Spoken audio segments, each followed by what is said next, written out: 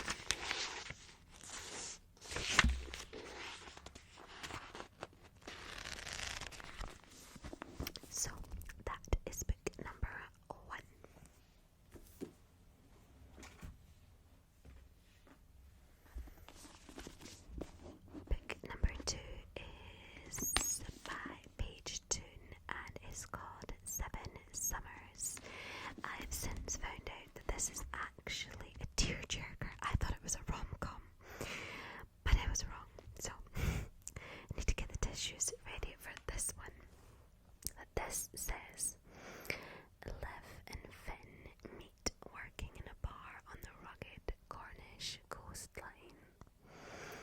When a night of passion ends in tragedy, their hearts are bound together inextricably. But Finn must return home to Ellie, so they make a promise.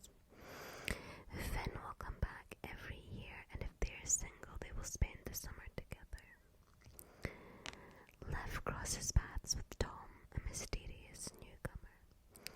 As the wildflowers bloom, they begin to fall for one another, and Liv starts to picture a world where her heart isn't broken each year. Now Liv must make an impossible choice, and when she discovers the shocking reason that Tom has left home, she'll need to trust her heart even more. Now this reminds me just a smidgen of a book by Taylor Jenkins Reid called One True Loves, where it's a similar situation where there's like a love triangle, although that one is like even crazier, although I've not read this so I don't know, but yeah, that book like tore me to pieces, like it shredded me, so if it's anything like that, I'm gonna be in my feels with this one. But yeah, I haven't read a page turn in quite a while. I don't think I've even got any of our books on my bookshelf at the minute, but I'm sure I used to read a lot of page turn when I was younger. So we'll see. This has been all over Book Talk. I love the cover with the glitter, it's very pretty.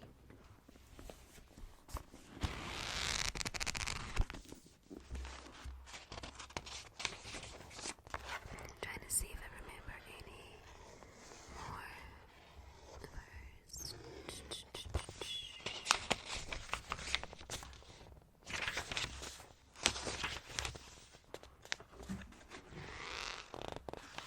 Okay, the next book is by Abby Jimenez, or Jimenez, I'm not actually sure how you say it. And it's called Just for This Summer. Now, I have only read one book by her before, and I absolutely loved it, and it's called, yeah, there it is, The Part of Your World. It was such a good book, so I've got high hopes for this one. Yeah. So, Justin is a curse, and thanks to a Reddit thread, it's now all over the internet. Every woman he dates goes on to find their soulmate the second they break up. When a woman slides into his DMs with the same problem, they come up with a plan. They'll date, break up, and cancel out each other's curses. Emma hadn't planned that her next assignment as a travelling nurse would be in Minnesota, but she and her best friend agree that dating Justin is too good an opportunity to pass up, especially when they get to rent an adorable cottage on a private island on Lake Minnetonka. It's supposed to be a quick fling just for the summer, but when Emma's toxic mother shows up and Justin has to assume guardianship of his 3 siblings, they're suddenly navigating a lot more than they expected, including catching real feelings for each other.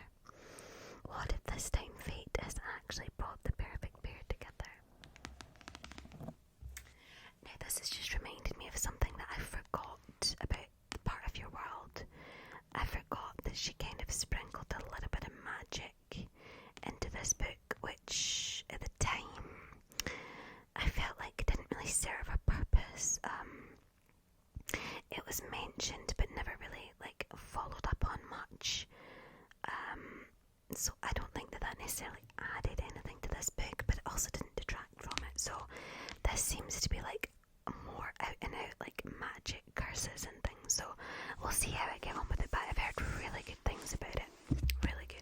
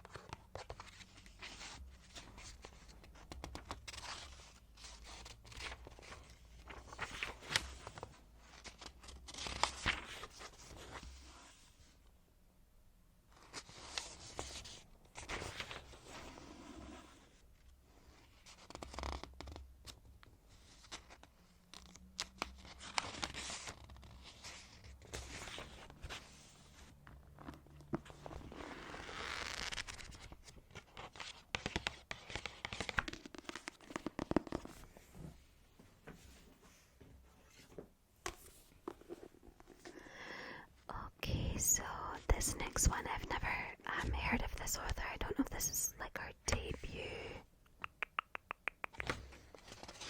Is this her debut novel? I'm not sure. But it's called Hate Mail, and it's by Donna Marchetti, and it says there's a fine line between love and hate. I love the cover. It's so pretty, so pretty.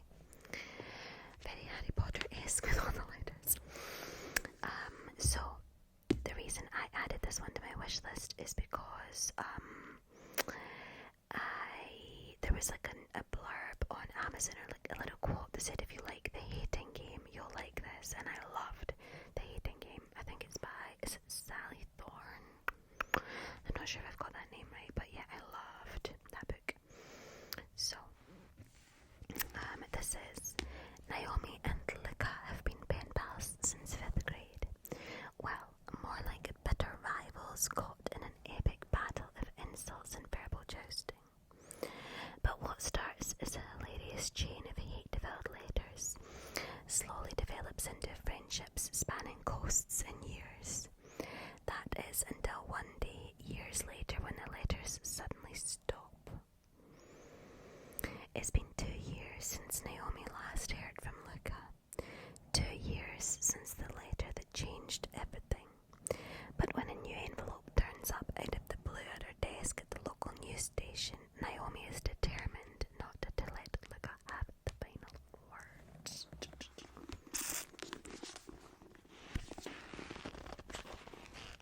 This is such a floppy book. I really like a floppy book.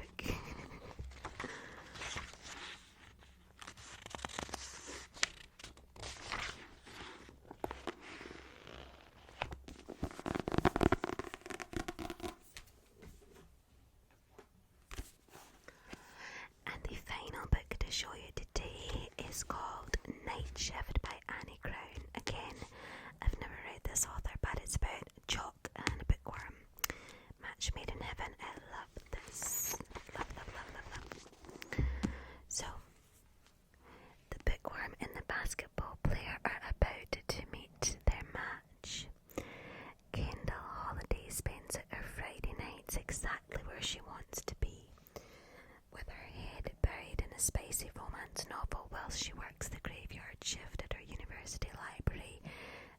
Hello, that sounds like the most ideal situation in the world. She knows she could join her friends for a weekend of drunken debauchery and college parties, but she likes her alone time, so she tells herself she isn't hiding when she gets lost in the pages of fictional love stories. But that all changes when Vincent Knight, captain of the basketball team, turns up with an injured wrist, a sour mood, and a pressing need for poetry recommendations for a class he hates. Vincent is tall, smart-mouthed, and challenges Kendall like no one has before. Suddenly she's falling headfirst into her very own romance novel, but it takes a lot more truth and tropes to get to a happy ever after in real life. And it's got a recommendation by